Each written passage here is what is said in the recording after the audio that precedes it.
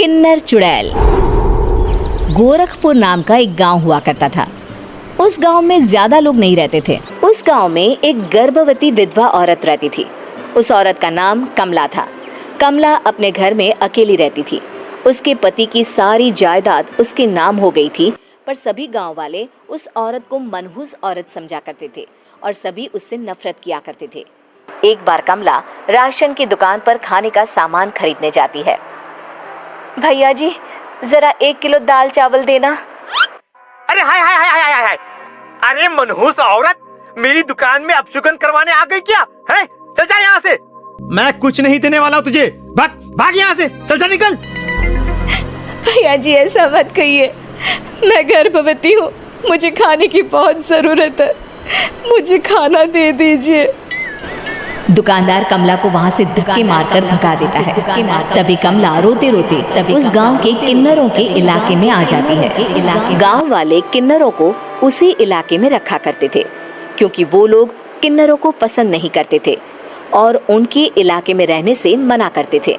तो किन्नरों ने उसी गांव में अपना एक इलाका बना लिया था। जब किन्नर लोग देखते हैं कि एक गर्भवती महिला रोते रोते उनके इलाके में आ गई है, तो सारे किन्नर कमला के पास जाकर उसका हाल पूछने लगते हैं। क्या हुआ बहन, तुम्हारी गर्भवती अवस्था में इतनी बुरी हालत कैसे? तुम रो क्यों रही हो? तुम डरो मत, हम तुम्हें कोई नुकसान नहीं पहुंचाएंगे। तुम शांत होकर सब बताओ कि हुआ क्या है। मैं कमला हूँ, मैं गांव के दूसरे इलाके से आई हूँ। 2 महीने पहले ही मेरे पति की मौत हुई है।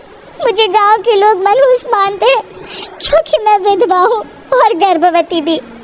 वहाँ के लोग मुझे खाने के लिए कुछ बेचने के लिए भी तैयार नहीं, जिससे मेरा गुजारा नहीं हो रहा था। कोई बात नहीं कमला, हम तुम्हारा ख्याल रखेंगे। किन्नर लोग कमला को एक खाली घर में रहने के लिए जगह दे देते हैं और उसकी देखभाल भी करते हैं। कुछ ही महीने बाद कमला अपने बच्चे को जन्म देती है, पर अफसोस, कमला बच्चे को जन्म देते ही अपनी जान गंवा देती है। जब सब किन्नर बच्चे को देखते हैं तो बहुत खुश हो जाते हैं, क्योंकि वो बच्चा भी किन्नर ही था। कमला ने एक किन्नर बच्चे को जन्म दिया था। अब इस बच्चे की देखभाल कौन करेगा? हम तो इस बच्चे को गांव के दूसरे इलाके में भी नहीं भेज सकते। और तो क्या हुआ, इस बच्चे की माँ नहीं रही तो हम इसे पालेंगे। अब ये हमारे इलाके में रहेगा, हमारे साथ रहेगा। फिर वो किन्नर उस किन्नर बच्चे को गोद ले लेते हैं, उसका नामकरण कराते हैं। उस किन्नर बच्चे का नाम शक्ति रखा जाता है। देखते ही देखते शक्ति बड़ी होने लगती है। उसके रंग रूप बहुत सुंदर थे। वो बहुत सुंदर किन्नर दिखती है। एक दिन शक्ति एक किन्नर से पूछती है, माँ जी सुनिए ना, ये गांव के दूसरे इलाके में भी तो लोग रहते हैं, तो हम वहाँ क्यों नहीं जाते? हम उनसे अलग क्यों रहते हैं? शक्ति, क्योंकि वो लोग हमारे जैसे नहीं, वो लोग हमें पसंद नहीं करते, इसीलिए हम उनसे अलग रहते हैं। क्यों? वो हमें क्यों पसंद नहीं करते? मुझे एक बार उस इलाके में जाना है, मैं एक बार वहाँ जाकर घूम कर आऊँ। शक्ति, खबरदार, जो तू उस इलाके में कभी भी गई तो अपनी जान नहीं गंवाना चाहती तो उस इलाके में कभी कदम भी नहीं रखेगी, समझी? इतना कहकर वो किन्नर वहाँ से चली जाती है। शक्ति उस किन्नर की बात सुनकर बहुत रोती है। माँ जी, ऐसा कैसे कह सकती है? उन्होंने इतनी सी बात के लिए मुझे इतना डांटा। अब तो मैं उस इलाके में जरूर जाऊंगी। फिर एक दिन शक्ति गांव के दूसरे इलाके में चुपके से जाती है। ये लोग तो हमारे जैसे ही इंसान हैं, तो ये हमसे नफरत क्यों करते हैं? जब शक्ति उस इलाके में पहुंचती है तो गांव के सारे आदमी उसके रूप से मोहित हो जाते हैं। वो लोग ये अंदाज़ा नहीं लगा पाते कि वो किन्नर है। शक्ति की सुंदरता देखकर सारे गांव वाले उसकी तारीफ करने लगते हैं। तभी गांव का चक्कर लगाने गांव के जमींदार का बेटा हर्ष वहां पहुंचता है। हर्ष भी दिखने में बहुत सुंदर होता है। जब हर्ष ने शक्ति को देखा तो वो भी उससे मोहित हो गया, और जब शक्ति की नज़र हर्ष पर पड़ी तो वो हर्ष को देखकर मोहित हो गई। आपको पहले कभी इस गांव में देखा नहीं। इस गांव में आप नए हैं क्या? जी नहीं, वो मैं बस। तभी शक्ति बोलते बोलते रुक जाती है और मन में सोचने लगती है, अगर मैंने इनको बता दिया कि मैं दूसरे इलाके से आई हूँ तो वो समझ जाएंगे कि मैं किन्नर हूँ, इसलिए मुझे इनसे झूठ ही बोलना पड़ेगा। शक्ति हर्ष को कहती है, जी हाँ, मैं इस गांव में नई आई हूँ, यहाँ अकेली रहती हूँ। वैसे आप कौन है? आप भी इसी गांव में रहते हैं?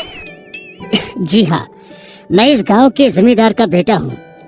आपको किसी भी चीज की जरूरत पड़े तो आप मुझे बता देना, मुझे अच्छा लगेगा। ऐसे ही शक्ति और हर्ष एक दूसरे से रोज मिलने लगते। वो दोनों अपने प्यार का इजहार करने एक दूसरे से मिलने जाते हैं। तभी शक्ति का पीछा करते करते एक किन्नर वहाँ आ जाती है। शक्ति, मैं तुमसे बहुत प्यार करता हूँ। मैं तुमसे शादी करना चाहता हूँ। क्या तुम मुझसे शादी करोगी? हाँ हर्ष, मैं तुमसे शादी करूंगी, पर मैं तुमको अपने बारे में एक सच्चाई बताना चाहती हूँ जो मैंने तुमसे छुपा कर रखी है। तभी उनके बीच में ही वो किन्नर आ जाती है। शक्ति, तेरी हिम्मत कैसे हुई ऐसा करने की? वो किन्नर शक्ति को खींचकर गांव के जमींदार के पास ले जाती है। हर्ष भी वहां शक्ति को बचाने के लिए पहुंच जाता है।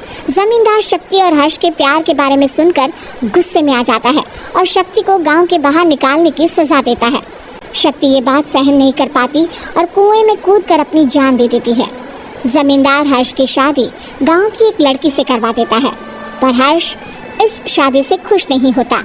शक्ति अपना बदला लेने के लिए मरने के बाद किन्नर चुड़ैल बन जाती है।